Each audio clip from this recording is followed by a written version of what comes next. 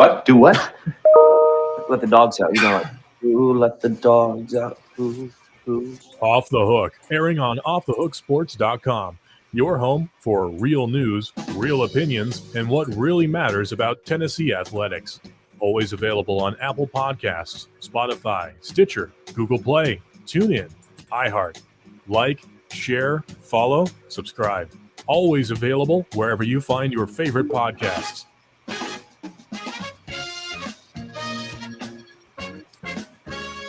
Here we go. Welcome to the program. The college football playoff has rendered its latest decision. We'll get into that. A huge show. Ron Slay will join us from 104.5 The Zone, and we'll talk some offensive line, as Tennessee has apparently one of the best offensive lines in the country. This just in. They're up for the Joe Moore Award, a semifinalist among 8 different semifinalists. That was supposed to be a team weakness, but it has been anything but. So can't imagine a better person to talk to than Mike Stowe, who played offensive line for the University of Tennessee. He'll join us in just 1 second. Amanda LaFratta, how are you this morning? I'm doing well, Dave. I am in Milwaukee, Wisconsin. And I'm sorry. It is me too, and it is freezing here. Yeah, your hotel there looks like it's got like a setup like out of Fargo or something. That movie there. Yeah, it's kind of got like a normal hotel. I don't know. It looks like it's like plaid or something. It's a Hilton. Maybe I'm seeing it from afar. Okay. Mike Stowe, former Tennessee offensive lineman, joins us now, and he was a sideline reporter for the Vols Network as well, a guy that knows offensive line with the best of them. Mike, how are you, sir? Dave, I'm good. Can you hear me? I can hear you loud and clear, and you look fantastic. Well, the cameras on my end are helping, as opposed to, I guess, Amanda with the background, and I love the Fargo reference. She looks great. I do question that wallpaper. Quick, interesting fact, and because I just found this out yesterday, I don't know why, but a clip of Raising Arizona came on. The gal that played the detective in Fargo was also in Raising Arizona as the wife with like 10 different kids. So there you go. There's your fun fact for the day. And just thought that was pretty cool. I know that just because my wife is a huge fan of the Raising Arizona movie, and I love the Fargo movie. So we put 2 and 2 together, but otherwise nobody would know that. Yeah. So you've already brought knowledge to the show. I'm bringing tons of knowledge for useless information. So there you go. Yeah. All right. So this offensive line was supposed to be a weakness coming in. That and the secondary were supposed to be concerns. Now they're up for the Joe Moore Award, which goes to the top offensive line. I didn't know that was an award until a few weeks ago. But anyway, as the top offensive line in the entire nation, they're down to 8 semifinalists. At what point did you look at this group and say they can be more than competent, they can be really good? You know, I think when you saw how they played against Florida, and then I think really against the game against Alabama, when they just, Anderson, who's supposed to be the best defensive player in the country, just doesn't have anything. I think that's where they really kind of established themselves. Here's the thing about offensive line play. You have to really, to be good, you have to play together as a unit. You got to play as one. And so if you look over the last 10, 12 years of the offensive line at Tennessee, they've had a lot of injuries. And those injuries, you plug somebody in, and it's really hard to get that same, mojo feel, understanding. You get to the point where, you're just, you know what the other guy's thinking. You know what's coming. Okay, they're going to run a twist. I'm going to pass this guy off. He's going to come to me. I'm going to go attack this guy. I think that's the thing that's helped them. But, yeah, you look at Florida and Alabama, they really kind of establish themselves as they're a good line, and they're playing very, very well as a unit. The thing I loved about it is the selflessness. So everybody knows that left tackle gets paid more money in the NFL. And Darnell Wright started every game there last year. And they come to him and they say, "Hey, I got an idea." And he's like, "What?" And they say, "We want to move you to right tackle." Right. And he's completely okay with it. And I think that speaks to the chemistry of this team that he didn't even blink. And I questioned the move at the time, Mike. It's worked out incredibly well. Yeah, it did. You know, my junior, I started all my junior year, a couple of starts my sophomore year. They came to me and they said, "Hey, you're going to move from right guard to left tackle." Now that's a big swing for me, and I'm like, okay, why? And Jacob Warham's dad, James, was trying to come along. He wasn't quite there yet, so I was the only guy that was returning, and so I got put out there.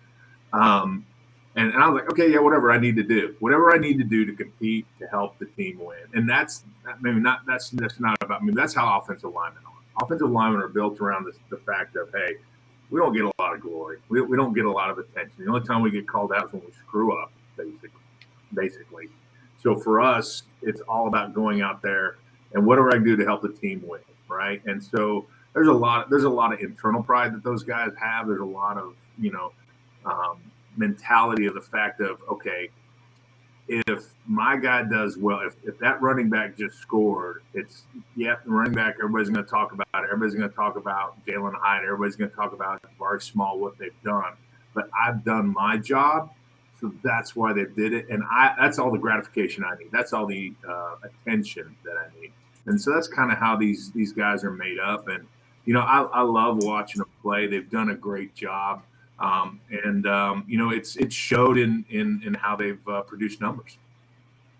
Now, I agree. It's been really impressive. The Down and Dirty at 30. We start each show with a good conversation or the news of the day. Is brought to you by Guardian Investment Groups.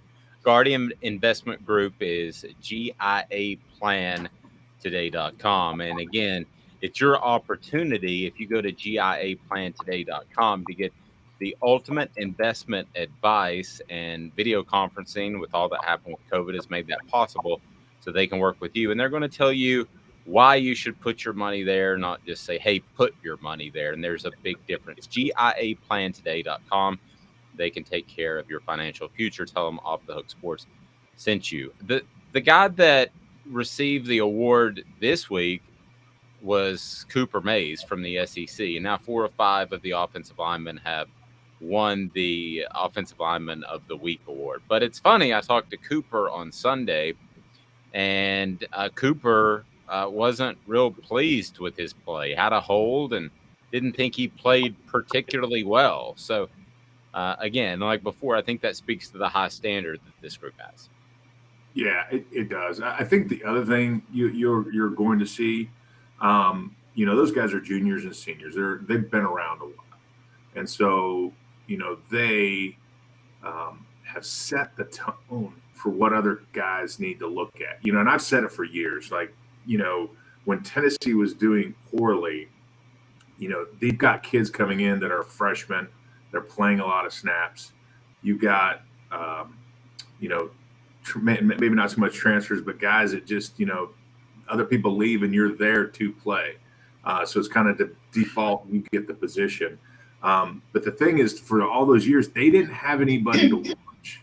And I remember when I would play, you'd sit there in the film room and you'd watch the guy ahead of you, and you're younger and you're seeing an example of, okay, well, this is how you block. This is how you do this. Here's how he put his feet. Here's the situation he was put in. And you mentally learn from those things so that you're like, okay, well, I want to be like that. And I want to strive like that. And so, you see what happens with the second team when they come in and they score points. You get a situation where, like, okay, I'm going to put into practice what I've seen these older guys or these more tenured guys do so I can be successful. And so I think they're onto something. They're starting something, and I love what they're doing right now. Be sure and like. I'm sorry, that's my bad, Amanda. Be sure and like, subscribe, and share. You go. My bad. No, you're fine. So looking at this offensive line, who out of it impresses you the most? Like, who's brought a lot to the table that either you didn't expect or just a player that's just balling out? Yeah, so that's a great question. So for me, I like the way Javonte Spragan's playing. I like how he plays the game. Now, he doesn't play the game perfect. He doesn't have the best technique, but he's a guy, when you think about just an offensive lineman that's going to go out there and he's going to throw it out there. He's going to play a little dirty, a little mean, a little nasty. That's what I like, right? He goes and, you see a lot when I've seen a lot of film, and I've watched a lot of film, and I've been yelled at for a lot of film. You kind of start getting, almost PTSD. But when you start watching games, especially like when they'll show a play, like a pass play, and they're showing the twists and the blitz and different stuff. And when you saw, you watch Spraggins, and he'll, like, as a rule of thumb, when you're a guard, if that guy twists away from you, that means somebody's coming. So if somebody goes away, somebody's coming. As soon as somebody starts going away, you look and you attack what's coming, and you make whoever comes inside pay for it. And I've seen him multiple times. His head's on a swivel. When you feel the guy start to loop around, he instantly will turn and he will attack that defensive end coming in. And I mean, and when those guys are rushing, those defensive ends aren't looking for that guard coming in. They're looking. I'm going to loop inside and get a short corner to the or to the quarterback. And Spraggins, perfect technique as far as, he's going to put his face mask right in that rib cage and the sidearm of that defensive end. That defensive end doesn't rush quite so many times as fast the next time, because he's like, hey, I just got rocked in the ribs by this big guy, and he hit me rock solid hard. I'm going to maybe take it easy. So I like the way that he plays the game. He plays it with intensity. Offensive line, you're not like, pretty out there with your jersey tucked right and your pants, your knees, you just play down and dirty and mean. You get muddy, you get dirty. I like the way he plays the game. And I've enjoyed watching him, because you're always, if you watch him closer, you're always going to see them like, oh yeah, that was a good little shot he got in there. You get your punches and your shots in when you can. Former Tennessee offensive lineman Mike Stowe joining us. Hit that like button. Greatly helps the channel. Share, and be sure you're subscribed. Checking analytics, and about only 20% of our viewers are actually subscribed, which is common, but we want you to hit that subscribe button. We'll continue to grow the channel and look forward to it. So, Mike, you played early 2000s, right? No. So, yeah. Anyway, yeah, a little bit before that. Maybe before that. So I don't want to age us, but we're roughly the same age. But what do you think of it was announced yesterday, the orange helmets and the black jerseys and all of that? Because I know you're kind of a tradition guy, and I'm just curious what you think of all that. When this kind of started bubbling up a couple years ago, the traditionalist in me is like, man, I don't like that. You come to Tennessee and you wear orange and wear white, and that's how it rolls. Like, that's just how it goes. You go and you think of the traditional uniforms.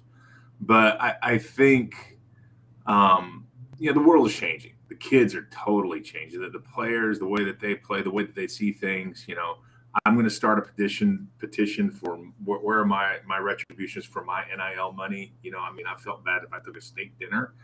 And these guys are sponsoring condiments and food and all sorts of different stuff. So yeah, they're getting paid by me, Mike. What's up with that? I mean, they wouldn't pay. I don't even get paid by you. Wait a minute, what's all that about? No, so I think the traditionalist in me is like, I don't know, but over time, I think the kids feed off of it. If the kids feed off of it, the energy, the crowd feeds off of it. The crowd feeds off of it. It makes for a better product. And if it makes for a better product, then it makes for a better experience. If it makes for a better experience, it makes for better nationally recognition, and you bring more people in, you bring more kids in. I saw that uniform yesterday. I'm like, man, that's fire. I like that. I've changed my tune. I'm not an old curmudgeon who says, "Oh, they got to wear orange and white." I like it. I like the blackout unis. I love the atmospheres now at UT. Heaven forbid somebody play non-traditional band music in the University of Tennessee in Neyland Stadium before Sterling Hinton finally got his way and got in there. So I think it's a great thing of how they've gone in, been able to kind of cater to the kids, change things up a little bit, They've got the money revenue streams from these things now. So, man, I'm all for it because you know what? It just makes it for a better experience for everybody. Yeah, and now instead of Rocky Top, I think it's Wolf Mother. Which was the song in The Hangover, like the casino scene. Yeah. They play that over and over and over. Go right ahead, man. Speaking of changing things up, Josh Heupel has changed things up a lot at Tennessee. We see him in this offense, which is dynamic, something that we haven't seen much.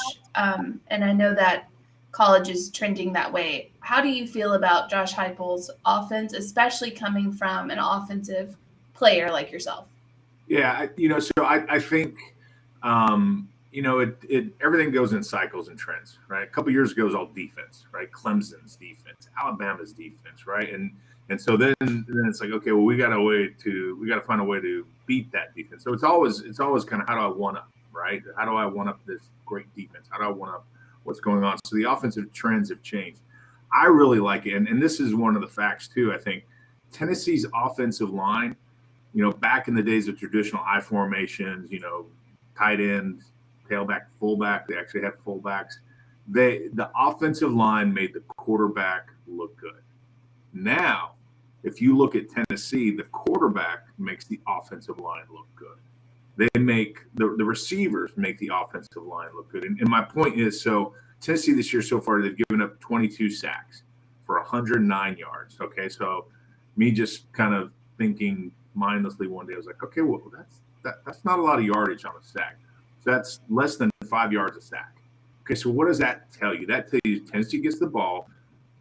Hendon Hooker's staying in the pocket. He's stepping up and throwing. And so when he does that, usually the old days, they fake the handoff. They're 8 or 9 yards deep and throwing the ball. Now it's 5 yards, hold in the pocket, throw the ball. Hendon Hooker makes this offensive line look good. The system makes the offensive line look good. So if I'm an offensive line, I don't have to sit there and hold my block against a great defensive end that's got great speed that he's running 9 yards deep to a certain point. It's easier for me to protect. Now, you got to be pretty stout inside because that pocket can collapse. But Hooker's done a great job of making this offensive line look good. And no knock on how good the offensive line is. But I think the system really helps that as well. And I love the way the offense is scoring points. It creates confusion, and it creates a mismatch. And that's what football is all about. If I've got a mismatch at this point, I'm going to exploit that. If I don't have a mismatch at this point, I'm not going to try and run the ball over here. I'm going to go over here where they're weaker. And that's just that's kind of how you play chess. I'm trying to remember the years exactly. Did you play with Kevin Mays? I did, yes. Kevin was a sophomore, I think, when I was a senior. Sophomore or freshman. He had just gotten moved over from the defensive line because he was too slow. Like you, exactly like you. I know. Oh, I never had a chance to play on the defensive line. I was slow from day one. I was like, yeah, he's an offensive lineman. He can't do anything athletically. Just get in front of somebody, hold on to him. Don't let him see him. Hold on to it. If you can poke him in the eye, poke him in the eye, or poke him in the throat, go ahead. But you don't get any grandeur or joy that you're going to be some kind of great athlete. Yeah, well, it's strong though that they moved you from guard to tackle, because I remember Philip Fulmer used to always say, offensive guard is the last stop to the bus stop. If you didn't make it there, you were probably gone. I hung on by a thread for a while. Yes. No, you moved up the chain, left. Well, tackle. yeah. I mean, because I was the only guy coming back, I guess. So like, well, I guess we can put Stowe over there. We won't get rid of him just yet. Mike, certainly appreciate the time, and it's an exciting time to be a Tennessee fan. There was a decade of doldrums that I'm sure that you and a lot of former Tennessee players had to suffer through. So I think of guys like you and guys that laid the foundation, and to be back, I think is pretty special and relevant, no matter what happens the rest of the year. So enjoy this ride, and I can't tell you how much I appreciate the time. It's great to be on, Dave, and enjoy your show, enjoy what you're doing. It has been fun, and mark my words, Joe Milton's going to do well next year. He's going to do real well. So and they've got people coming in. Nico, he's got to get a little bit bigger. He's going to have to learn the system. And I think that's what's great. They've got things set up. They've got people that show how to do the scheme, how to play the game, and they've got younger kids that are going to be able to see and watch and learn and grow. And so I think Tennessee's definitely trending up. They've got all the good things going. And you're right, it is fun because when people ask me, I say, yeah, I played at Tennessee back when we were good. Right, I always have to kind of say that back when we were good. I won a couple conference titles. We went to 4 great bowl games, but I think that's starting to change, and you can feel it and you can see it. And I think they've got a good product that's ready to roll now. But I appreciate it. Have a blessed day, and we really appreciate the time. Thanks, appreciate it. Thanks, guys. Thanks, man. Mike Stowe. And the reason I ask you about Kevin Mays is Cooper Mays is just a clone. It's like a generation, just one generation removed from being the absolute same dude. So Mike's appearance brought to you in part by Nutrition World. Nutrition World is your home for the best supplements. I wouldn't take supplements from some of those acronym supplement stores. That's why you need to go to nutritionw.com, nutritionw.com. Know that what you're putting in your body is high quality and that it's been vetted and that it's the best thing you could possibly imagine as far as quality. And when it comes to the Nutrition World, go to nutritionw.com, one of the best e-commerce sites there is. So you can order, get it delivered, you're in and you're out. You probably know what you're taking, but if not, and you happen to be in the Chattanooga area, you can always stop in. They'll give you some great advice, and they've got products galore on there. So, I'm a big fan of some of their protein drinks and other. So go to nutritionw.com. That's to nutritionw.com. Amanda LaFratta, what do you think about a little today's tough question? Does that suit you just fine? I'm suited. I'm suited fine. Suited? What does your shirt say? Brewers. Brewers. Okay. Because it makes it difficult because it's in reverse. We figured out like the flip camera. So like this is my right hand, but what does it look like to you? Your left. Poor Amanda. God love her. She had to explain that to me like 38 million times. I still don't understand why it's like that. Today's tough question is now. We do our research. Have you done your research? We're working like heck. Today's tough question. What's the real debate? You sipping my soupe, Guadalupe? Exclusively on Off the Hook Sports with Dave Hooker and Amanda LaFratta. You drinking my sake, Kimosabi? Oh, my God. All right, Amanda. My thinking is the college football playoff selection show last night is our jumping off point. And I think it's pretty easy. Are you happy basically with being number 5 and that there was no movement? I was 90% with you yesterday. I didn't think they would have something crazy as far as some switch up in the college football playoff. But there was part of me like in the back of my head that's like a cynic that's saying, oh, they're going to flip-flop Michigan and Ohio State, or they're going to do something funky with the 4 and 5 spot. But they didn't, and it was very boring, and that's exactly what it should have been. So what about something along the lines of Tennessee fans? Are you happy with where you are in the college football playoff? You're better at wording that than me. What do you think? Yeah, I'll just go word for word. Love it. Love it. But you're able to break it down. Very happy, kind of happy, sort of happy, should be higher or something like that. That's your wheelhouse. I get all confused on the poll question. Today's tough question is brought to you by the one, the only Big Orange Phillies. Big Orange Phillies in North Knoxville. Family friendly, great place to hang out. You'll absolutely love Big Orange Phillies. Great food. And right there on Maynardville Pike, so it's convenient to Maynardville and all of North Knoxville. Ron Slay will join us next, and he is awesome. Stay tuned. Back in 2 minutes with former Tennessee basketball superstar Ron Slay on Off the Hook Sports. Has risen to the highest level in over 40 years, according to the April 2022 U.S. inflation calculator. Will your investments provide you the income you need in retirement? Are you losing purchasing power of your savings due to inflation? Simply stated, if the cost of goods and services are 8% higher and you're only earning 4% in your investments, that money buys you less of what you need. Right now is the time to act. Call Guardian Investment Advisors today. Hey folks, Gary Viles here. I want to personally invite you to North Knoxville's newest sports bar and restaurant. It's Big Orange Phillies, located in Black Oak Center. And yes folks, it's happening in Halls. Big Orange Phillies offers family-friendly environment with homemade meals and the best deli-style subs around. Billiards, darts, jukebox, shuffleboard, and cornhole, and a full bar. We also offer valet parking on weekends and during special events. We even have a covered back patio. It's happening at Big Orange Phillies. We want, we need, and we appreciate your business. Hi, Mike Davis here with City Heating and Air, reminding you to always dare to compare. Our team provides quality local heating and air service, installation, and maintenance across East Tennessee. We use only the best equipment like American Standard heating and air conditioning for your residential, new construction, or commercial needs. Honesty, dependability, and customer satisfaction have been the cornerstones of our business since 1961. City Heat and Air. Dare to compare.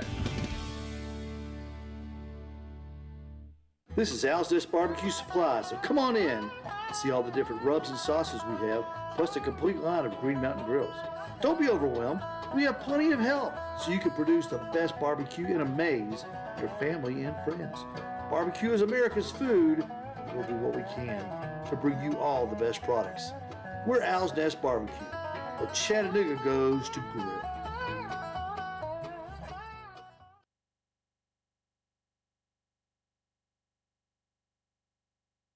Got cataracts? We can fix that. Never miss another moment. With a little help from Doctors Campbell, Cunningham, Taylor, and Hahn at cctis.com. On OffTheHookSports.com, your home for real news, real opinions, and what really matters about Tennessee athletics. The Off the Hook podcast at OffTheHookSports.com or Facebook, YouTube, Twitter, or wherever you go for your favorite podcasts. Apple Podcasts, Spotify, Stitcher, Google Play, TuneIn, iHeart. Like, share, follow, subscribe. Off the Hook with Dave Hooker starts now. Good morning to you and yours, and welcome back. She's Amanda LaFratta. I'm Dave Hooker. We'll be joined by Ron Slay, former Vol, here momentarily, and we'll get his thoughts on Tennessee's basketball team as we'll start to shift a little that direction, but a lot of football too. As for those that don't know, Ron played high school football and is incredibly knowledgeable. So we'll also find out what nickname he has for South Carolina. He had Kentucky for Kentucky. He had another one as well. I think there are a lot of things that you can do with the Gamecocks, and I'm slightly concerned. You can do anything pretty much with Gamecocks except for make them win.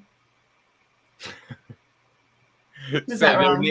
No. I think you're pretty much right. And boy, did you see the South Carolina defensive back that says, "I prefer to play receivers over to the top." Yeah, I saw that. It was a terrible idea. Jalen Hyatt's going to make him just rue the day. Yeah, it's going to be a bad time for him. I would not have said that if I were him. I don't think that was the wisest thing to say. Pettigo Chattanooga, a locally owned and family owned store that's in Chattanooga. Great place to purchase your e-bike, which is awesome to keep up with the little ones, whether we're talking about your kids, your grandkids. It's pedal assist, and if you haven't ridden one, they're a whole lot of fun. I had an opportunity to ride one in San Diego and here, and just they'll blow you away. That's Pettigo Chattanooga, and they have the service department that you won't find anywhere if you go with one of those e-commerce e-bikes. So don't buy those. Go to Pettigo of Chattanooga. It's worth the drive if you're in Knoxville or Nashville, and we're huge in Nashville, but not as huge as this guy, Ron Slay, former Vol, joins us now. Ron, how are you, sir? Doing good this morning, man. How you guys doing? I'm doing well. Okay, so we're trying to figure out the new way to say hip. I've had a week to think about it. And so I don't want to say the new helmets are hip, but what are they? Because are they tight, turnt? Oh God. What are they? God, help us. Because they looked. I think they look awesome, and I'm super traditionalist. I said never mess with the helmets, but I love They're it. fire. Sick. Yeah, fire. Sick. Yeah. It's a different type of what would you say? Swag is not lit. You don't really want to go with lit with the helmet. I don't know the difference in any of these. You started out with tight, so yeah, I'm gonna say probably not. Tight was in mine. That's when I was in school. Oh, okay. Well, I'm just a little bit older than you. So Ron, do you like the orange helmets? If you're love them. Okay, if you're Bob Jones, the prospect out of Phoenix, Arizona, and you see those, are you like, whoa? Yeah, I am. I'm like, man, sign me up. That's what I'm talking about. You need that pop. You need that drip. We were talking on our show yesterday. We were talking with Terrence Mitchell, the cornerback for the Tennessee Titans, and I was asking them about their secondary room, and who's got the most sauce with them. They all got a different type of drip, fashionistas when it comes to dressing and everything. And that's what he was like. He was like, man, that's when you see guys run out there with the different type of cleats, different color cleats, and little accents on the wristbands and arm sleeves and things of that nature, it catches the eye, because that's before you see the performance and the production out there. First thing you see is the presence, what they got going on. So you got to give it up to them, man. That orange helmet is, that's nasty, man. And if you would have said it without me seeing it, I would have thought that's not going to work. Yeah, because you don't know, like, what orange helmet, like, what do you mean, like, what's going on here, But man, they put it out there with the white stormtroopers, like that's it. That's it. I just can't wait to see how the players accent it. That's what I want to see. Because you're going all white. Do they come with like the orange arm sleeves? You know what I'm saying? Does somebody throw the little orange cleats on with it to make it? It's gonna be interesting. Because I like what they did with the black. Because Hooker had the orange sleeves on his legs. The warmers. Like it. You gotta have something to it. You gotta have something to it right there, Hook. So you know what I mean. And get a little sick with it. I liked what they did with the baby blue too. That was cool. Because it was for a great cause. Yep. And it's definitely not one of their school colors, but it is a Lady Vols school color. It's neat to see how the Lady Vols and the men's side that was torn apart by former athletic director Dave Hart have come back together. Because I'll tell you this story. I'm sure you remember. Do you remember Terry Fair, defensive back? T-Fair, yeah. Number 23, baby. Yeah, no doubt. Do you know why he came to Tennessee? No. He saw the Lady Vols in the Final Four one year and said, what's this Tennessee all about? He was from Phoenix, Arizona. Really? Yeah. And and so at that point, the connection was made, and Arizona told him that, hey, you don't want to go to Tennessee. They've got too many good players. You won't play. And he goes, his mom said, you need to get out of my house. My son can play with anybody. And that's that. But that's how the initial connection was made. So that was the selling point. They got too many good players. That didn't work out. Yeah. All right, Ron, do you have a nickname for South Carolina? Because you had Kentucky. So do we have a nickname at this point, or are you still working? I actually don't. I'm cool with the Gamecocks right now. I think they've talked themselves into a troubling corner. If you will. You got players still out here talking about we just need to have our cleats on the ground. We need to have our cleats in the dirt before the ball is snapped. And then this is the thing. I think they thought Hyper was going to be a flash in the pan with this offense, and it wasn't going to get better. So what's in the offseason, the thing to do was to take shots at the offense that's not going to be able to reproduce and do the same thing they did last year. Can't get better than last year. And here they are now, averaging 50 points. Not 50, but somewhere around 50.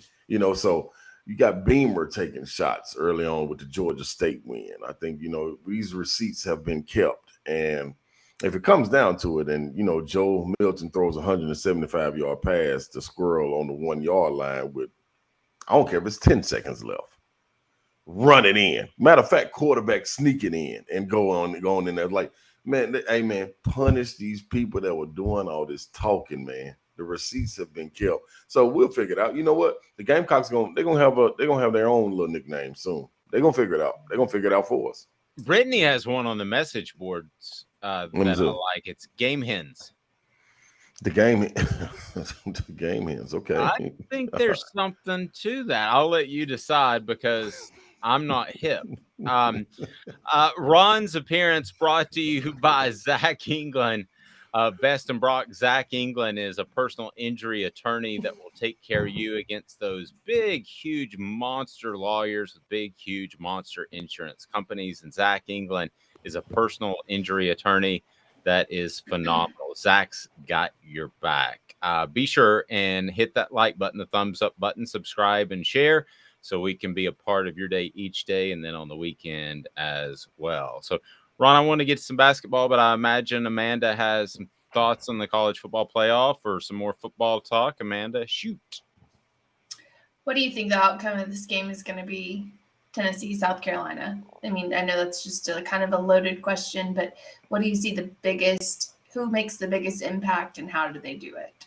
I think once again, you go back to the offensive line. I'm going to go with the offensive line being able to push people around, give Henderson time to unload passes and move the team down the field with some explosive plays. I think you still want to have the style points involved. So I love what Brew was able to do last week. I've been waiting on them to incorporate him more with passes over the middle, some post passes, like things more of than just a 2-yard stop and then him creating passes yards after the catch. Brew is a guy I really want to see involved in offense. You know what you're gonna get with Hyde. Hopefully, they put Tillman back out there and he's feeling healthy. And you get him back going because you're gonna need him in this stretch run in college football playoff. So those are the guys. Those are the guys. Continue using Fant, but the offensive line for me. After what happened against Georgia, that's the motto for me throughout the rest of the season. You look at that tape, and regardless of what they want to say, however you want to say it, however it was played, you got punked. You know what I'm saying? Like I don't care who it is. Jalen Carter punked them people up front, man. And it really on both sides of the ball. Byron Young and them couldn't get to the quarterback. Stetson Bennett was getting it out quick enough. So both sides of the ball, but specifically the offensive line, man. Spraggins, Mays, all those guys up front.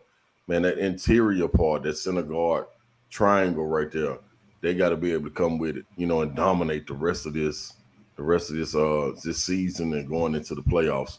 That's big time for me. I'm gonna be watching that very, very closely because that's what it's predicated on. You give Hooker time, he's gonna do what he does. We're not gonna see him overthrowing Brew, overthrowing Hyatt, overthrowing Fant, throwing guys where he can make it a strike. So give him time. So it's all on the offensive line to me. Yep. I think that they've got something to prove for the rest of the season. That was supposed to be a team weakness. Remember that? Yeah. Mm-hmm. And now they're up there, one of the 8 semifinalists for the Joe Moore Award. I would be lying to you if I said that I knew what the Joe Moore Award was before this year.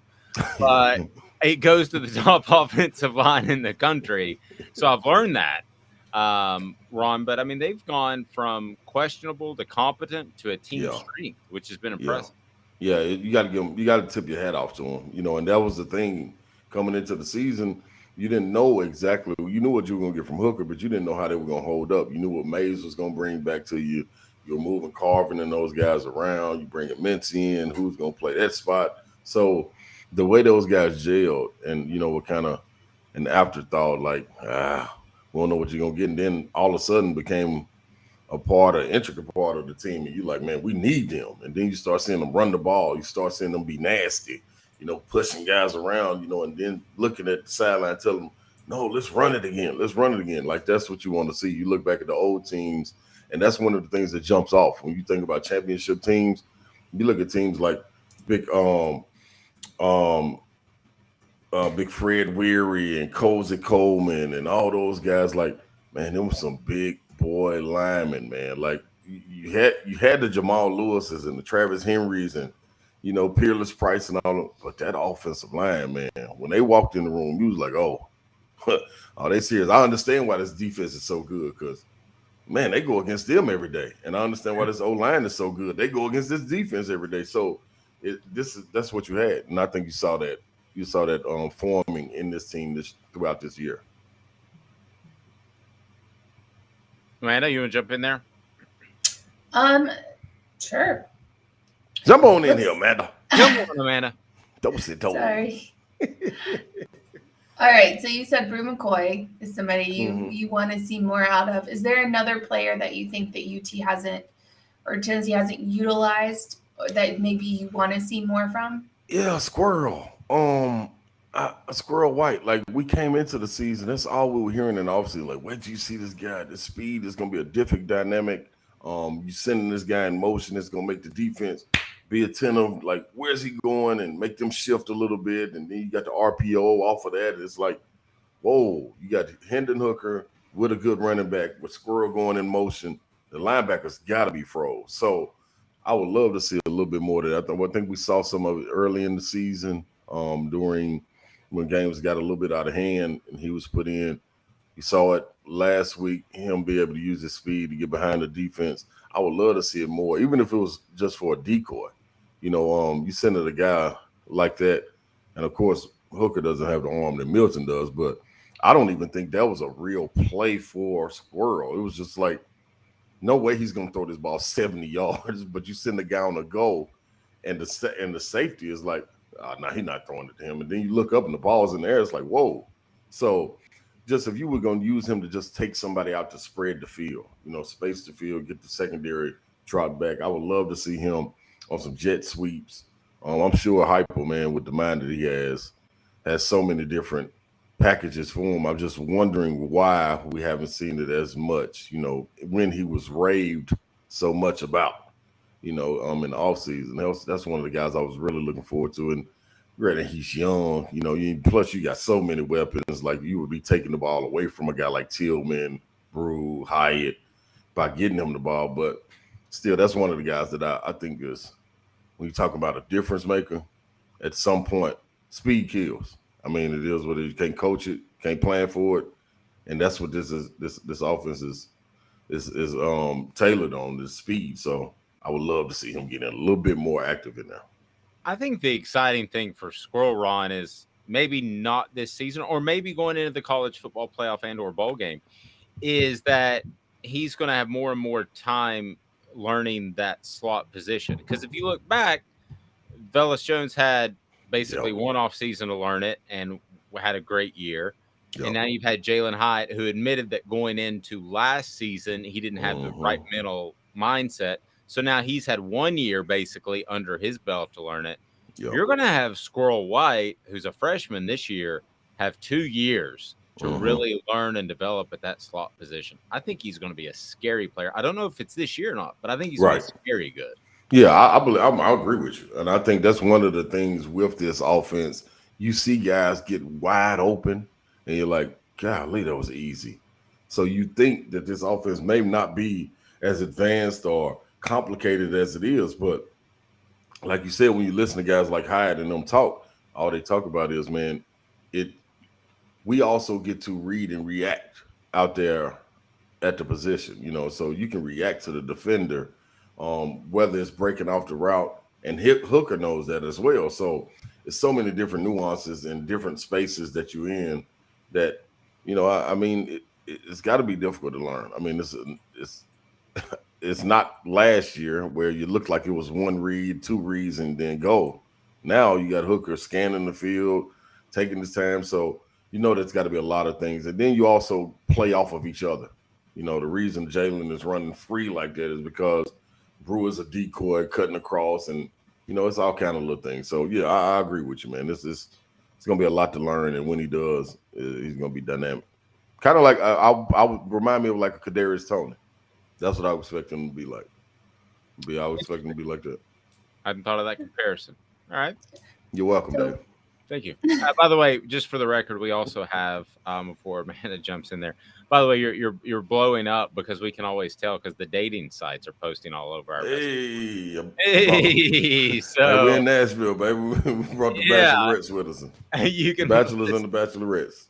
You can listen to Ron Slay on 104.5 The Zone every afternoon with Brent Doherty. They do a fantastic job. Okay, so we got hoop socks, yard birds. I'm not going to read that one. Game hens, yard chickens, lame cocks. You just you can ruminate on those and let us know, Ron, when one sticks, Amanda. I have one, but I'm not going to say it. It's slightly inappropriate. I don't know what could be, Amanda, though. I don't know what could be more inappropriate, though. If you ever go to a South Carolina game, they got the sign. I feel weird saying it, but it's Go Cox all over the place. So that's the difficult part for me. It's like, I mean, what are we doing here? You could call them flaccid chickens. I don't know. Hey. But continuing on. Flaccid chickens. That's what I'm going to go with. Pretty so good. Continuing on. Let's switch to basketball a little bit. Let's do it. Give me I know you have a lot of opinion on this team so far, and they haven't, some people are disappointed with how they've started, yada, yada, yada. Give me your just general view of what's going on with Tennessee basketball right now.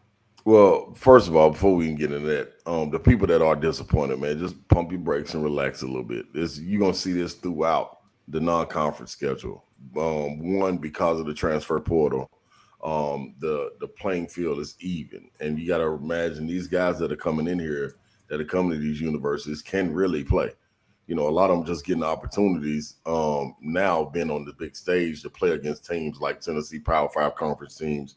So you're going to see a lot of that. You see it in Florida with FAU. You saw Grambling go and beat Colorado at Colorado. So I mean, it's like, you're going to see that throughout. You know, South Carolina State took South Carolina to the wire. If they didn't have G.G. Jackson, who was a hell of a player, it would have came out ugly, you know. So just relax. Just relax. Things will start to even out once we get to conference. But as far as the Tennessee team goes, I'm still loving the team. I think they're figuring things out as far as tinkering with lineups, what rotations go together.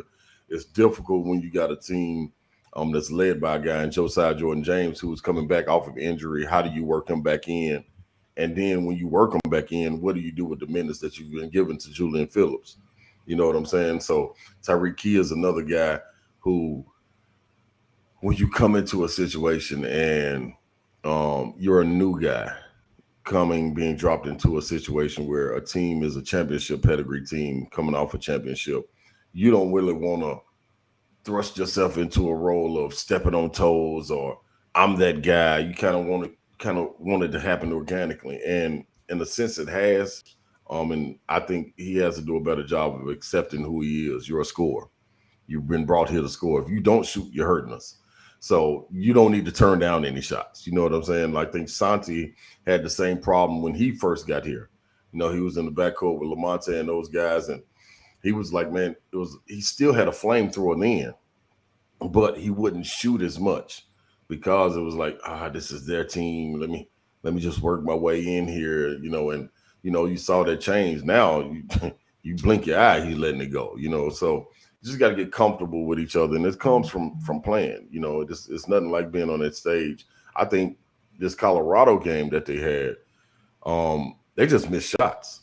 To me, like a lot of the shots that they were shooting were open shots. They just missed. Like, you shot 25%. You can't beat me right now, and I'm out of shape. You cannot beat me if you get out there and play like that. So I look at it, what they gave up. They gave up 78 points to a team like Colorado. You're supposed to hold them to 60. You hang your hat on defense. That's what your calling card is, regardless of how many people you bring back, how many all SEC guys you got. You play defense. You go out there and play defense, you win a game when you shoot 25% because you hold them to 60 and you score 66, you're going to be okay. You know what I'm saying? So that's the biggest thing to me. I don't think it's anything to get up in arms about. I know I heard there was some things that Coach Barnes was saying. Zakai ain't starting no more and stuff like that. And guess what? That may be good because I think he's relished in the role of being a spark. And what people don't understand is when you come in and you start to be a starter, you have a different responsibility of not only being able to spark it, find what we're missing, and you add it, but setting the tone for it, and also the responsibility of getting you in charge. You ain't going, get you going. So you got to get all of them going while getting yourself going and continuing to understand tempo and pace and all of these things. So it's all things that's gonna come, man. I'm proud of this bench. I do love this bench. I like Adu coming off the bench. I like Meshack coming off the bench. You can tell he's worked on his shot. Tyreek Key coming off the bench. Josiah is really ready to get back into his role. I think he the way he's been scoring, he picked up right where he left off last year, coming out of conference playing and in the tournament. So they're in good hands, man. Nobody panic. This is what I would like to see. And I think it's hard in the non-conference because there's so many guard-heavy teams. I would love to see Olivier. Like that's who I'm really, really watching this year, especially after the injury. He's supposed to have a fire burning in his belly to get back out there. He's been left off all SEC teams. Like, that would do it for me. We went and played really good with his national team this summer, so he has the experience. He played against pros. This ought to be not a cakewalk, but he at least in the park walking, So it's going to be interesting to see how he picks it back up. So, did you ever get called out by a coach publicly? Because, man, Rick Barnes, and I know part of this is, you're early in the season. It's a way to motivate guys. But this was his quote about Zakai Ziegler. Said, quote, "He was totally out of control to the point where I've already told him you're not starting because him starting the game hasn't worked very well in terms of the way we want to get started." You mentioned the starting point, but being totally out of control. Have you ever been called out to that point, Ron? I can't remember because one thing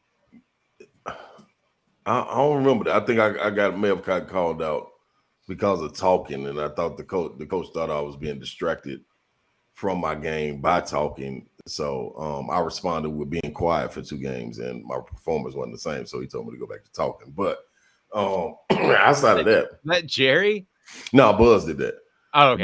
Buzz did that early in the year. My junior year. Yeah, it didn't go well. So I went back to talking, and things got back to normal. But with Zakai, this is my thing.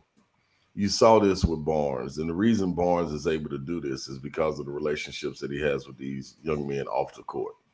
You're not gonna respond well if a coach is calling you out and it's him just trying to get a headline or just talk trash. Whatever he's saying in the media, you best believe he said in that locker room already, and it's understood, and everybody's taking it and like, oh man, come on, and they take it with a grain of salt. He understands that, like he's not getting it done, so he'll respond the correct way. And you saw it last year with Forky, and Forky came out and responded. It wasn't consistent responses, but he came out and responded after that. So these guys understand. Josiah's been called out plenty of times. Santi's been called out. Like, this is what Coach Barnes does. And it's all because of the relationship he has with these guys off the court. You're able to do that in the locker room and able to do that on the court. And they know it's coming from a good place. You're going to be coached hard, but you're going to be coached with love. You're going to be coached and expected to all get to the same level and stay at this level. We're not going to have any drop-offs. The drop-offs won't be that's not accepted at all on that level. So I think it's good. I think it's good for him. Let Olivier play like this again. He'll be called out. So, and I think another thing too, Euros fouling out. I mean, not fouling out, hurting his ankle in that game kind of hurt too. Hurt as far as rotation goes. Colorado had a big fella down there that was kind of banging around, and it was like we didn't match his intensity. So the physicality that the Euros brought was missed in that game. Despite all the practice time you spend leading up to the season and the off season, at the end of the day, how much do you have to get in the season to really get to know one another in terms of chemistry, in terms of rotation? when it comes to basketball, you have that time early in the season. It's not like football. You can even lose a game, but in some ways benefit from it. Yeah. So how much of that has to have, or how much of that does happen during the season? A lot of it. A lot of it. What you expect to come in, and understand the chemistry is set from the preseason. But as far as getting to know guys, what their tendencies are, you can simulate it in practice a little bit, but it ain't the same until you get your adrenaline going and the lights get out there, the popcorn popping. I know, man, he really don't like to come off the screen this way. But if I dribble to him and hand it off to him and then shield my guy, he plays a little better, or he gets downhill differently. You start to learn the nuances from guys, and that only comes with playing experience. That's why you always say, man, going into conference, these non-conference games is when we're going to figure each other out, who we really are, who we want to be, and then by the time we get to conference, we have an identity. You know, the teams that are really successful earlier are teams that come back like this team, but without the injury.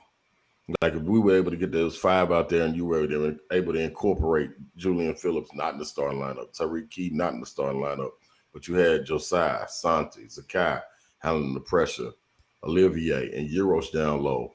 If that was your starting 5, you would expect you to get off to a good start early and kind of keep it rolling. But when you got to insert guys like Phillips in, he ain't no play with these guys on this level, you know. So, and then you got Key coming off the bench, the first guy off the bench before Josiah was. It's a different chemistry that has to be formed with those guys as far as knowing what guys like to do, when they like to do it, who's always getting back on defense when the shot's taken, who's going to pressure the ball. If I'm a big man, the ball's taken out, do I like to gamble real quick and try to get a steal? Like, it's all these little things that you learn from each other. So it'll come along. You usually learn about the first 8 to 10 games. Then it starts to fall in place. Ron Slay, 104.5 The Zone in Nashville, and I'm gonna let you out of here, Ron. Just give me one thing you want to see tonight, Florida Gulf Coast. If there's one thing as this team escalates and improves, one thing you'd like to see tonight. I love to see us get on the offensive boards more. Get on the offensive boards. Like, you got guys that are athletic that can really get up and down. We always supposed to bring a physical approach, and if guys understand who they are. We want to take the long 3. We take open 3s, which give long rebounds. So if you can get in there and sneak some like Josiah, Phillips, who should be a really good rebounder, Olivier should be really on the boards, and knowing to go back and score, get some easy baskets like that. That'll bring the defense in for not boxing down. That's when you get the open 3s. Kind of the Bruce Pearl logic to it. You know, the best time to get a 3, especially when you got good shooters, is on the offensive rebound. So. Got good shooters out there, get the offensive rebound, kick it out. I love to see also just be able to pressure guys a little bit more. Let us hear about that physicality that we were hearing about against Gonzaga and Michigan State, and like, show us that, even though you're playing a lesser opponent, you supposedly, air quotations, but go out there and show who you are. Show who you are. You Tennessee. Be that every night in and night out. You can deal with missing shots. I'm not worried about them missing shots against Colorado. If they would do it again tonight, that's fine. But go out there and hold this team to 60 points. If you do that night in and night out, you got a great opportunity and a great chance to win it. So that's what I want to see tonight. Ron, great stuff as always, buddy. Certainly appreciate it. 104.5 The Zone. You're on, the time change throws me off. You're on 3 to 6 Eastern? 3 to 6 Central. 3 to 6 Central. Yep. It's weird. The 1 hour one always throws me off. I'm on the West Coast and I can do the math in my head, no problem. Yeah. But it's the 1 hour one that throws me off. So yeah, that's all right. It's all right. Look, don't worry about it. Yeah. Don't worry about it. Hey, man, Vols by 40. No, I ain't gonna give them 40. 30 because it's on the road. 30 against the Gamecocks. Oh, I think they'll win by 30 easily. Yeah. I actually picked the scores. I think I picked 62 to 24 last week. Another 60-point game. Yeah, I get the vibe from, and I know that you listen to every single minute of the things that are on our YouTube page. I know that you do. But I just get the feeling from Jacob Warren and Cooper Mays that this team, we do weekly podcasts with them every Sunday. I just get the feeling they're really driven and really PO'd about what happened in Athens. Mm-hmm. And I think that emotional part of it offsets anything the Gamecocks can do. So, Amanda, how bad you think they beat them? I think they beat them pretty bad. I mean, I think it's going to be probably. Well, I can't do a score prediction because I have to wait till Friday, but I think they'll beat them by 40. Woohoo, yeah. Let's see. Yeah. I like that. That's the thing. That's the thought process I like. Then I can't wait to get to Vandy. Ooh. Ooh. Oh, yeah. The national guy got some thoughts on Vandy. Ooh, I can't wait. Senior day. It's their senior day. Ooh, I think Tennessee actually should checker Vandy. No. Yeah, Vanderbilt Stadium. I think that's going to happen, actually. Not for their senior day. Amanda, that's what I'm saying. This is the rough. Most disrespectful thing you can do in life of sports. I know. If you don't want to be that team. No, like you don't be that team.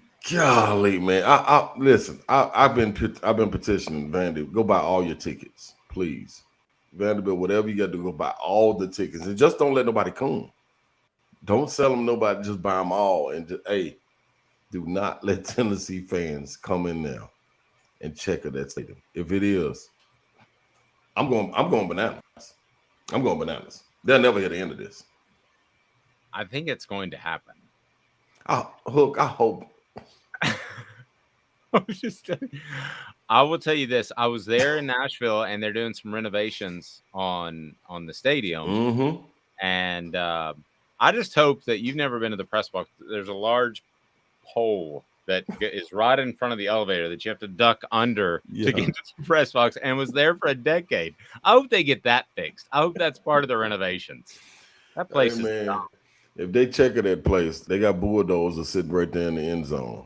Somebody should get in the bulldozer and just run smooth into the stadium and just start tearing it down during the game. Like everybody should have to come sit in lawn chairs to watch the game if they check at that stadium. Nealon West. Thank you, Ron. I appreciate it. All right, man. Ron Slay, brought to you by Zach England of Best and Brock. Zach's got your back. Zach England. Well, at least it's senior day. They would have an opportunity to play in front of a crowd. They're not used to playing in front of a crowd. If you checker it, trying to find a positive in this from a sportsmanship standpoint, is there one? No, there's no positive in doing that. Not on senior day. I could understand if it was just any other day or whatever. But honestly, checkerboarding Nealon is easier than not doing it. If we're honest, it's easier than not doing it if you're a Tennessee fan. Because you're going to have all the tickets. Everybody knows that. Vanderbilt don't have any fans. Very, very few fans. So if you checkerboard Nealon, it's just these guys are seniors. They've gone through Vanderbilt. Sorry. These guys are seniors. They've gone through a lot. Just let them have it. Just let them have it. It's Vanderbilt. It's not Alabama. It's not Florida. It's Vandy. Just let them have it. Well, I'm just going to say it's going to be all orange anyway, right? And that's fine, but checkerboarding it's a little much. I like it. I'm for it. I'm backing it, but I'm in the minority. That's sure you are. Not unusual. Not unusual at all. What is usual is making the wrong decision when it comes to your realtor, and it can cost you thousands or tens of thousands of dollars. That's why you need to go to AndyMasonRealEstate.com. AndyMasonRealEstate.com serves all of the Knoxville area, and he's absolutely phenomenal. He has 2 business tenets that he works by, and that is the best service, that is the best prices. That's AndyMasonRealEstate.com. It is that simple. So again, AndyMasonRealEstate.com. We only endorse those that we do business with, and I have on several occasions with Andy, or those that we would do business with if we needed their services. So he is that phenomenal. She's Amanda LaFratta. I'm Dave Hooker. This day in Tennessee sports history is hot, hip, turnt, fire. It's all that. More in 2 minutes. First, I do want to remind you that my eyes are seeing very clear without contacts and without glasses. Thanks to Campbell, Cunningham, Taylor, and Hahn on Weisgarber. They're local, unlike some other eye doctors you will see. Local vision care. That's important. Campbell, Cunningham, Taylor, and Hahn. Back in exactly 2 minutes as we give you this day in Tennessee sports history. It's turned. Sun, sand, and salt water, the beach is a very relaxing place. Unless you wear contacts. Ow! Open your eyes to the best the beach has to offer with LASIK vision correction from Campbell Cunningham Laser Center. Hey folks, Gary Viles here, Viles Automotive on Callahan Drive. I've been selling cars here in East Tennessee for 27 years. In that time, I've come to realize it's not about the car. It's about you, the customer. So I'm here to take care of you just like family. Good credit, bad credit, you name it, we can get you taken care of. If we don't have it, we can find it for you. We go across the country to get any vehicle that you want. And here at Viles Automotive, we don't believe in fake numbers. We just give you great deals. And as always, we want, we need, and we appreciate your business. Do you want to own the more that owns every job? Then get to Vassey Lawn and Garden in Cleveland and get you a Toro. I'm David Vassey, here to talk to you about Toro. With a Toro Zero Turn, you'll get more out of every minute and you'll reach the finish line faster. At Vassey's, we like to say, no matter if you're mowing 3 acres a week or 11 lawns a day, homeowners and business owners alike find confidence in equipment they can trust from top to bottom. Vassey Lawn and Garden, Highway 60 North in Cleveland. Man alive, it's worth the drive. This is Steve Rain. I own the Midnight Oil and Michelin Tire Direct service station here in Ooltewah. It's not a fancy place, never has been, but it's a clean place with clean restrooms and good folks who work here. We sell gas and fix cars, nothing glamorous, but we love what we do and we're going to keep doing it for a long time to come. There's not many real service stations left, and that's a shame. We're the guys just like the guys back in your hometown. We'll fix your tire, change your oil, and put a new set of Michelins on your car. If you want a Twinkie, you'll just have to keep on going. Thanks for the business.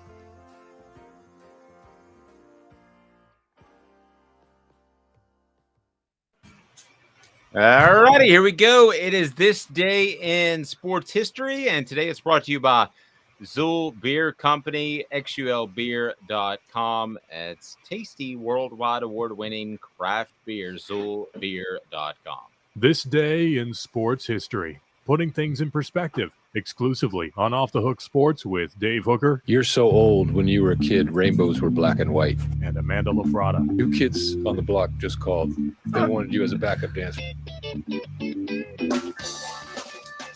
Man, I tried to be hip, and it just didn't work. On the message board blowing me up, it said, Dave breaks some cool beans sayings. Brittany said, can we please ban turnt from Dave's vocabulary? Yes. Yes, we can, Brittany. Yes, we can. What about lit? What can I use? What you just stop. Okay, what would you how would you describe the orange helmets? Because I think they look cool. You can always go to cool. You can always fall back on cool, right? Well, you just answered your own question. You asked me a question and then answered it. Did I do that? Yeah, I think I did. Yeah, you did. You asked me a question and then you answered it. I think I did it again. Did I? Yes, I did. You do it a lot. So what should I use? Just cool?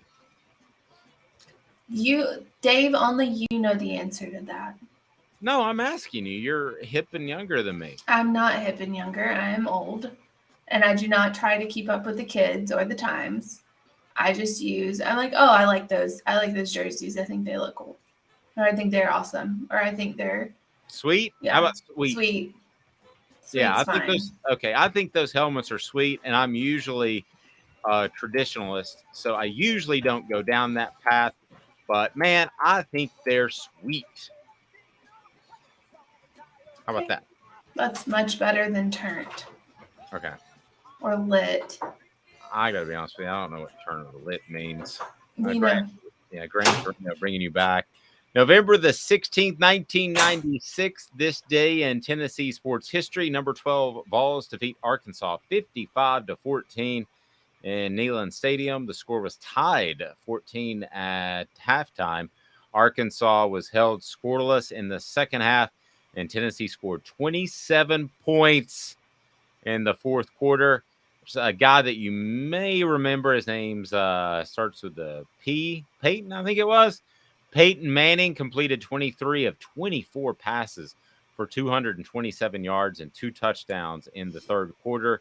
Dwayne Goodrich had a pick six in the fourth quarter. So just a pretty good second half when you go from 14-14 to 55-14. That was pretty incredible. So this day in sports history brought to you by our friends at Zool Beer Company, xulbeer.com. If you're on our audio platform, worldwide award-winning craft beer, and they've got parking downtown, which you just don't have at most places. So we really haven't had a chance to get your thoughts much on the college football playoff selection show and the rankings. And it was delayed because of a double overtime game at Kentucky beforehand in that State Farm Classic. So Caleb Gyro, as I've learned to pronounce his name, Caleb Gyro and I had the post game, so I got his take, but I haven't really gotten yours. Your thoughts just in general, Amanda, on the rankings and where the Vols stand and the lack of movement, I guess would be the best way to say, among the top five. It's predictable. This typically happens every year with this playoff committee. The first one that comes out is a big woo. You know, people don't expect it because it goes against what the AP has most of the time. It's never going to be the same. But as we continue on, it's just predictable. Like, no one fell, no one lost, or except for Oregon, and you saw they dropped out. But if no one loses, they don't change it for the most part, unless somebody just blows out an opponent that they shouldn't blow out, and another one squeaks by an opponent that they shouldn't squeak by. That's the only time it changes. So they're gonna keep with this until Ohio State, Michigan play, and someone's gonna get booted out through that game. What is the worst thing that can happen that is out of Tennessee's control? I'm going to give you three options. Close game, Michigan, Ohio State. TCU wins out. Georgia loses. That's rough. Actually, I think it's going to be close game, Michigan, Ohio State. Like, it's going to have to go into overtimes. Because even if Georgia loses to LSU, Tennessee's already beat LSU by a lot. They've beaten LSU by a lot. LSU has 2 losses. They also have some really ugly wins, really close. Like the Arkansas game I mentioned last week, which I don't think Georgia's going to lose to LSU. I don't think anyone really thinks that. I don't know. But LSU they're still not very good. I don't care what they've done against Alabama. I don't care, whatever. LSU is not very good. They're just not. I mean, they barely squeaked by Arkansas without KJ Jefferson, and that's saying a lot. So I don't think that's even an issue. The biggest problem, I believe, is going to be if Michigan and Ohio State both win out, they meet each other, and it goes into overtime.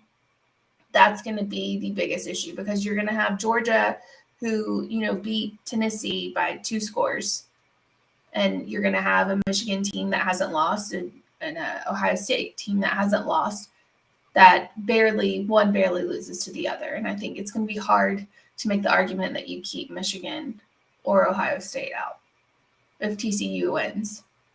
I agree. So I think we boil it down to those are the 2 things, quite simply.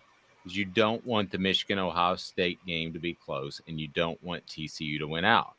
I think if either of those, because let's be real here. I mean, we could talk about it. We could say that Georgia loses their next 3 games, but they're not going to. But no. in the world of realism, I think those are the only 2 things that you really need to be concerned with. I don't think Georgia's going to lose, and I think that TCU can win out, and Baylor, and then they have the Big 12 championship game, and then I believe it's Iowa State is their last game regular season.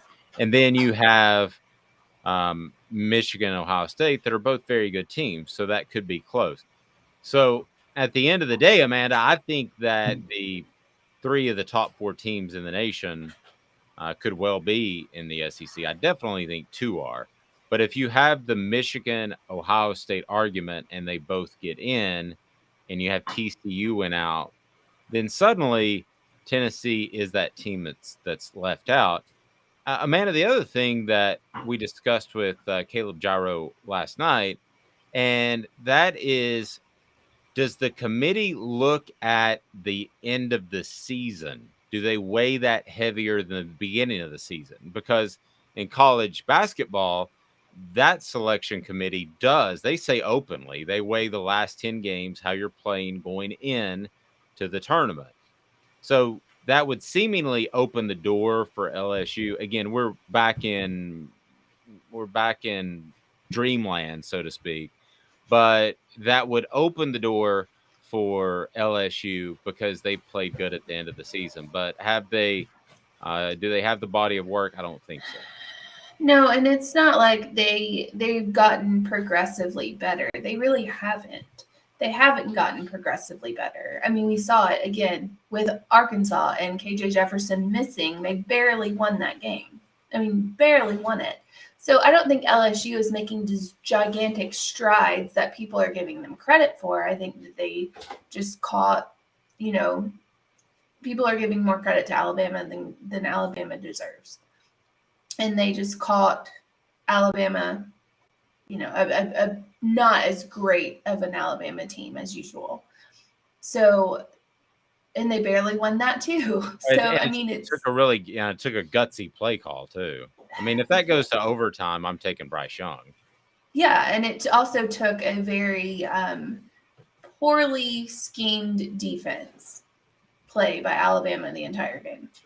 So it took a very bad defensive performance by Alabama for them to be able to do that. Yeah, interesting. I believe that. Yeah, I'm not knocking TCU at all, and I think it's a good story for college football. But I believe when you look at the top grouping, I think that the top 5 teams, well, let me say the top 4 teams, are, in my opinion, just based off the eye test, which gets me in trouble, Michigan, Ohio State, Tennessee, and Georgia, in no particular order. But if you judge it like that, then you just have 2 conferences represented, and I don't think there's any way they would do that.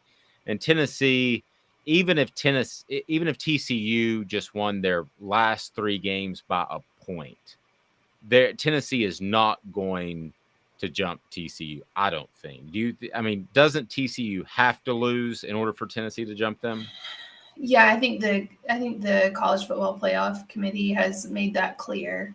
After originally ranking TCU, 5th, now they've jumped them and they're staying there because they're undefeated, and you have to give that to them. You have to give TCU that undefeated nod. Will TCU stay undefeated? I don't know. I don't see it happening. I think that they're a good team, but I think putting them in the playoffs would be a mistake. Just because I think you have to if they're undefeated, but I think it would be a mistake for viewership just because I don't see them hanging with any of those teams mentioned above. Now, if TCU falls, you're going to get 2 Big Ten and 2 SEC. Because wow. I don't know. I mean, you bring USC in the mix, but USC is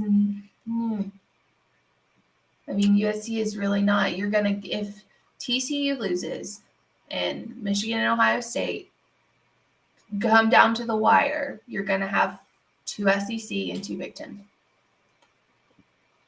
Wow. I think you're right. I think those are the 4 best teams, but then I think you get into the politics of it. If you could fit USC in there, if there's any possibility of getting the Trojans in there, you bring in that LA market. So, yeah, but is that really a big market? Because there's so many teams in LA and basketball season has started. So is it really that big of a market that we're dealing with for just college football altogether? I don't think so. I mean, that's just my opinion. I don't think so. I think that the College Football Playoff Committee won't have to face as much backlash because they're expanding it. So they can do what they want now. They can put 2 Big Ten and 2 SEC teams if they want to, because they're going to they're expanding the playoffs. That's set. That's done. So the argument would be, we need to expand the playoffs. Well, we're doing that. So we can do what we want right now. Yep. I tell you, they do what they want by you, right by you at Vols Automotive Group on Callahan. Vols Automotive Group is all about integrity. They want, they need, and they appreciate your business. And they've got just an incredible method of getting a great car selection, which I know has been an issue from time to time. But they're right there on Callahan. Fantastic people to work with. Mr. Vols is phenomenal. And Vols Automotive Group there on Callahan is where you need to go for your next car purchase. And if you need any service whatsoever, that's where you need to go as well. So that is Vols Automotive Group. You will absolutely love them, and you'll be a repeat customer. I can guarantee you that. So how about a little message board bingo, Amanda? Message board bingo is brought to you by our friends at Craft Treats and also Owl's Nest Barbecue. When it comes to your barbecue supplies, you need to go to Owl's Nest Barbecue in Ottawa. They've got all the sauces and the rubs and the incredible Green Mountain grills. And the thing that is so cool about Owl's Nest Barbecue is you get the expertise that is unparalleled. And also with Craft Treats, you can go to crafttreats.com. Their chill pills will help your pet with arthritis issues, anxiety issues, digestive issues, but they also have great treats outside of the chill pills that are just phenomenal. Use the promo code Off the Hook, again, Off the Hook, and you will get a 20% discount. It's awesome. So we'll let you decide what you want to play for, whether or not that is for the barbecue supplies or whether or not that's for Craft Treats, a gift certificate there. But if you win or lose, doesn't matter, because you're a winner, because you can go to crafttreats.com and use the promo code Off the Hook. So here we go. Message board bingo. This is the way it works. Amanda will read a post from a message board. If you can tell me which team's message board this post was posted on, then you're going to be our big winner. You have to do it before me, but that's not difficult because I'm horrible at it. Here we go. Message board bingo is now.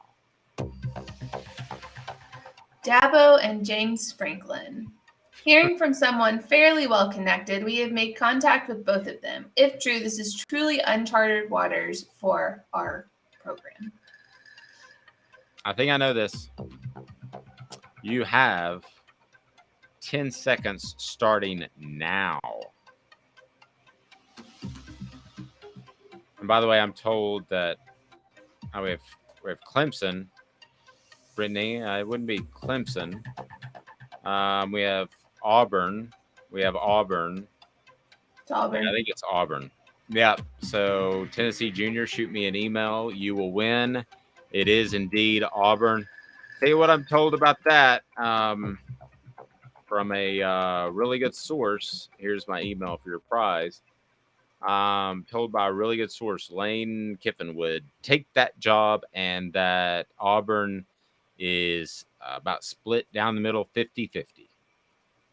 Between yes or no, or between Kiffin and somebody else? Well, between Kiffin and somebody, whether or not they would offer him. So he's the guy on the table right now that they're deciding, do you offer him or not? I'm told he would take it. I'm told it's really close. It's pretty 50-50, which in and of itself, Amanda, would scare me if I'm Lane Kiffin, because if you're not a consensus, then there's already been concerns at Auburn with too many cooks in the kitchen. That would concern me. Yeah, we saw what happened to Brian Harsin. I mean, they forced him out because he wasn't the guy that they wanted originally.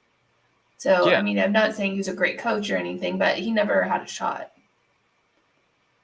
No, he didn't have much of a shot. They tried to run him out after the first year. Not only run him out, but they tried to run it. Oh, that was year 2 last year. But nevertheless, with cause, so that he didn't get paid. Yeah. You know, for having just a bad culture was essentially their argument. It wasn't. And y'all wonder why I hate Auburn.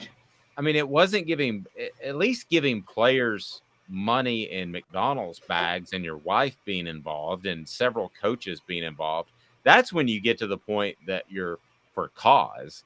It's not just having a bad culture like, hey, these guys don't get along, let's fire him and not agree to what we were going to pay him. That doesn't make any sense. I will tell you this. Orange Blood says, then 4 years later, Kiffin will go somewhere else. Where will he ever settle?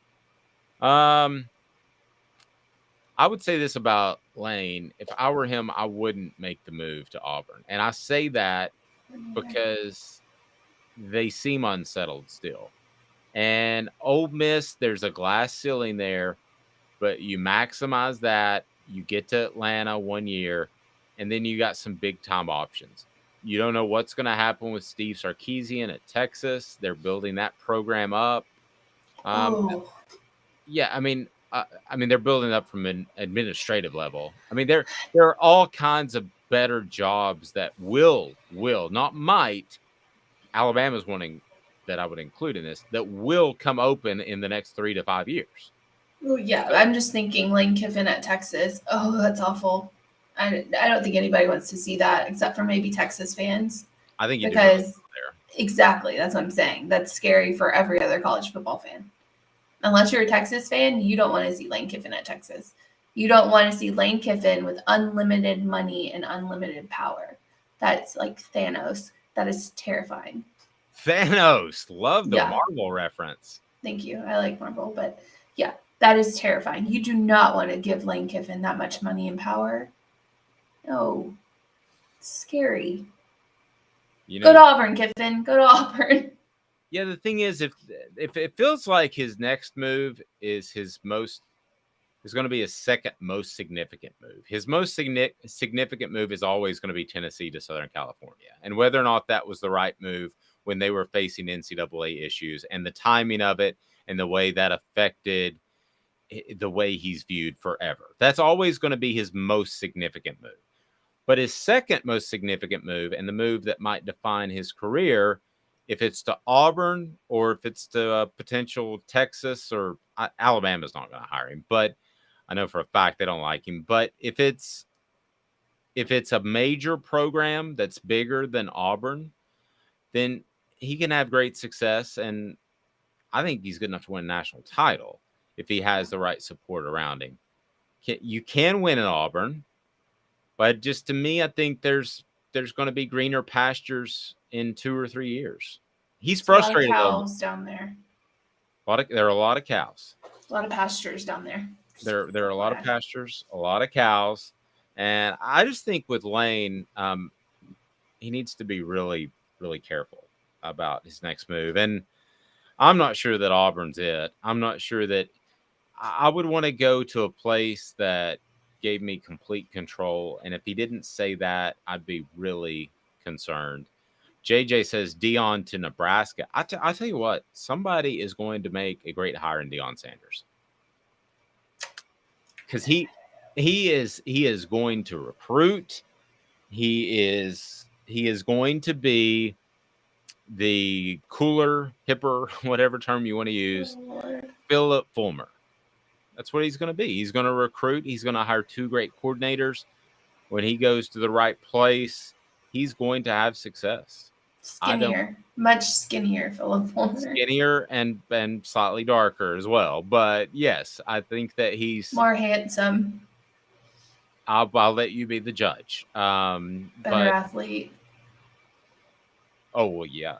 I think there's only probably 2 or 3 people in my lifetime that have walked the earth that are better athletes than Deion Sanders. I've got him right up there. I got Bo Jackson, and then like the next level is Deion Sanders, Randy Moss. Like that's that next. I mean, that grouping of just raw, natural, incredible athletes. There's probably 2 or 3 people that have walked the earth that are less athletic than Philip Fulmer. Wow, shots fired. Have a fantastic day, everyone. We want to remind you that the show brought to you in part each day by Vassy Lawn and Garden, Man Alive, It's Worth the Drive, and City Heating and Air Conditioning. Integrity matters right there in North Knoxville and the entire Knoxville area, and we love those guys. So have a fantastic day, everyone. She's Amanda LaFratta. I'm Dave Hooker. This has been a presentation of Off